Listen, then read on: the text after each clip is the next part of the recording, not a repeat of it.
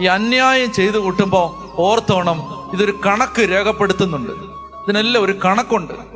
എല്ലാം വീട്ടിൽ തീർത്തിട്ട് പോകാൻ പറ്റൂ. ഒരു കാര്യം ഞാൻ പറയട്ടെ, എനിക്കും നിങ്ങൾക്കും ബാധകമാണ്.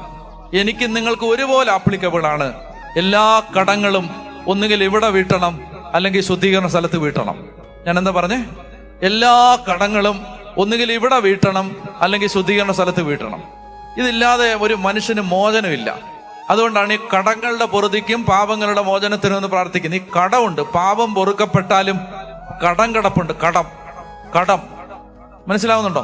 അപ്പൊ അതുകൊണ്ട് ഈ ജീവിതത്തിൽ അന്യായങ്ങൾ ചെയ്തു കൂട്ടുമ്പോ, ഒത്തിരി മനുഷ്യരുടെ കണ്ണുനീര് വീഴ്ത്തുമ്പോ, ഒരുപാട് പേര് നമ്മളെ ശപിച്ചും പ്രാഗി ഇറങ്ങി പോകുമ്പോ, ഒത്തിരി പേരെ ഈ ധാർഷ്ട്യവും ധിക്കാരവും കൊണ്ട് പീഡിപ്പിക്കുമ്പോ, വേലക്കാരന് കൂലി കൊടുക്കാതിരിക്കുമ്പോ, ന്യായമായ കൂലി പ്രതിഫലം മനുഷ്യന് കൊടുക്കാതെ പീഡിപ്പിക്കുന്ന സമയത്ത്, അന്യായ കൊള്ളപ്പലിശ ഉണ്ടാക്കുക